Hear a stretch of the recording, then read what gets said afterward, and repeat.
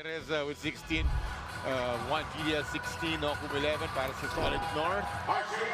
Kailangan natin paalala mo. EO, Executive Optical, love your eyes. Ang hindi ko nakikita pa naglaro ko, Rectified Rojas, jump in, comes up with another jab. Si Davis Calvin Abueva, pasok. Naglaro dito. 82-74 now is the count. Kwentuhan nga po natin, Coach Jolly Escobar. Nandirito rin ang mga dagdag ngayong All-Star game natin. 82-76 is the count. Itong Team South was already down by as many as 18. Pero pros, they like to compete. They have a lot of pride. So, kung ma-stop lang namin yung mga donkey jumper na want to have fun, we have to want to give the fans the show. But if we can get a win in the process, why not?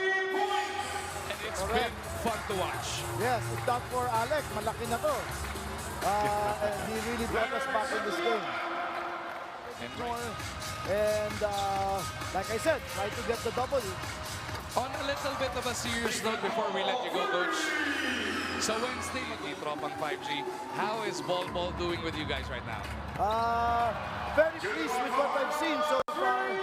He's been really the proof of the pudding is in the eating. Dahil malikikita lang natin yung galing niya talaga sa actual game. Maraming salamat sa iyo, Oras Coach. Good luck tonight. 92-87 is the score right now. Ang team solid for All-Stars still up. Justin Balcazar. Take out niya muna. RJ, shovel pass over to Berto. At ang sikaryo ng NLEX gets the Team South once again. Bolek leaves it for Calvin. And Oftana will come up with a layup. CJ, give and go. Corner pocket three. Good. Nice dunks as well. Magula dito kay Alex Stockton. Pinasok din ulit si nagparamdam kaagad. Kailan Chongson. Pero this time around, si Perez was chased off the line. JGDL lights it up. Quick release din no? Tapos siya 1 ball lang pa sa kanya yung defender. Naitira na niya. Big 3-pointer magmula kay 1GDL. 8 puntos. Make that 6 puntos. Kalama. 9 puntos na para kay Abay as his partner. One of his teammates from San Miguel just came up with a layup talking about Celedon. Kobe Mark looking at probably 140 points dito to end this ball game. CJ with a jam! Malaking bagay, nagsalpak sila ng salpak. Ng gold shirts, Junmar. Nabitin yung buwelo, but he's now got 11. Easy layup lamang. 4-point line pag-ating pagkomperensya natin. Look at Jabet get around Trollano. Johnson for 3. He's got that shot, and he buries it. Ito lang. 2019 sa Calasiao, Pangasinan when both teams, the North All-Stars and South All-Stars, combined for 355. Good thing All-Star, tulad itong, di ba, itong every dunk is 3-point, is 3 points. I believe we have that in Calasiao as well. Okay.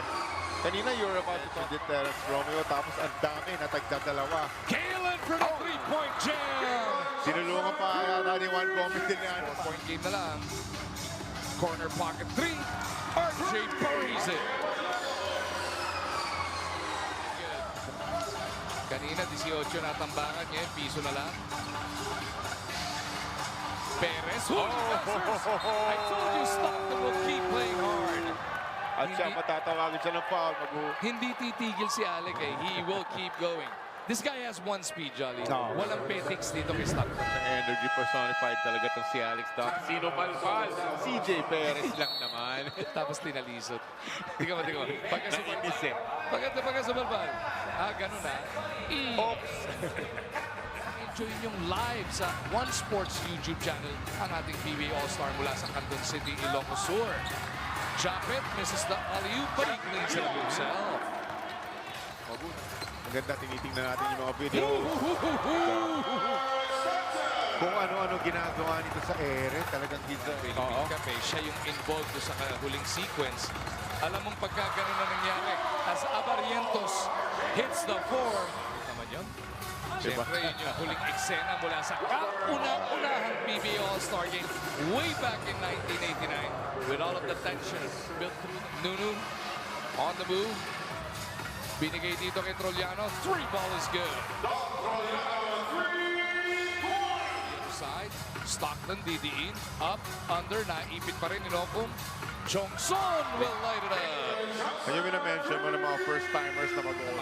Dalawa, sumama doon sa exclusive club ng Tiga-Tigalawa. As that 3-pointers delivered by Adrian Locum. Si Jabon naman.